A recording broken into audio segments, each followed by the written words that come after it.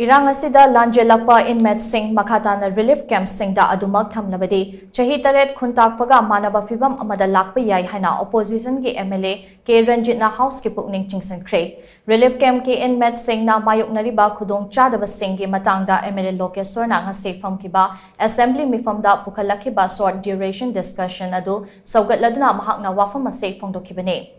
Short duration discussion adu saugatladuna MLA ke RANJIT na mahaki oiba wafam thamladuna hai hauziki Phivam asida Inmate Shing MAKHA TANA relief camp SHINGDA Adumak Thamlabadi Manipur gi PUWARI da THOKKHIBA Chahi Khuntakpaga Manaba Phivam Amada Lakpa Yai maram aduna akaknaba matam amagi manungda Inmate Shing ase masa-masagi maramdamda hanjin halagani haibagi thazaba ama house ki leader su oiriba Chief Minister N Birena PBU doinana Inmate Shing masa-masagi maramdamda hanjil handuna makoigi anoba punsi marel ama pina bahotna se haina MLA ke RANJIT na MAKHA TANA house ke PUKNING CHINGSHINKHRE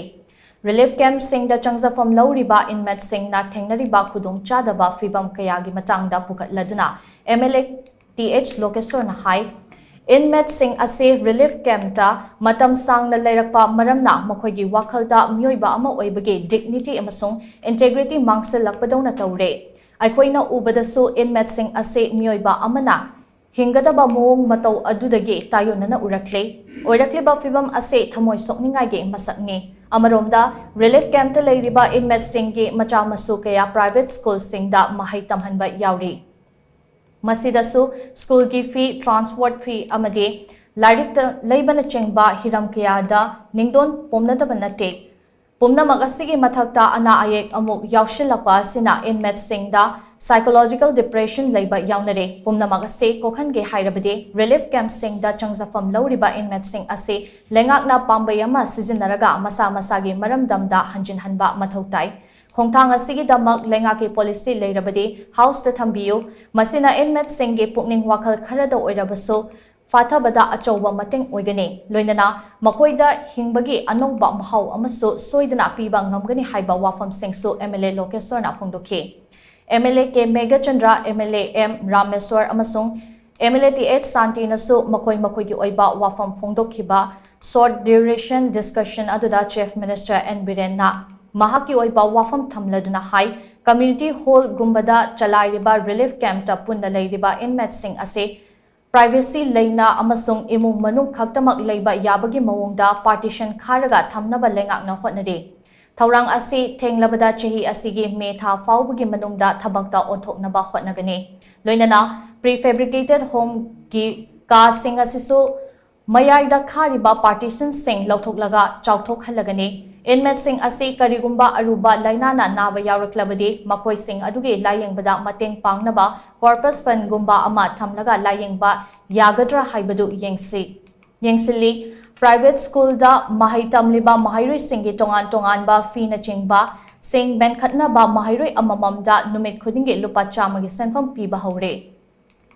lanjenari ba miyam masa-masagi maramdamda hanjil hanna ba hotnabada Hana irang ase loishinba mathautai irang loishindringaida irang kanba mafam SHINGDA lanjenarakliba Shing masa-masagi maramdamda halankhiba haibase khudong chakhiroi hauzik awachaitheng kaya khangliba Inmate Shing ase aikoina pukning thogatpiba changni ngasi aikoina awa ana kaya khangliba ase tunggi mirolgi damaktani haibado makoida khanghanba mathautai haina short discussion duration aduda Chief Minister N Birena mahaki oiba wafam house ta thamke Manipur Relief and Recovery Fund Haidana Makoi Creator. Adudagi, like the Baka was listening to Trapi with the Horrible. Honorable Speaker, sir. We cremation Gikarigis.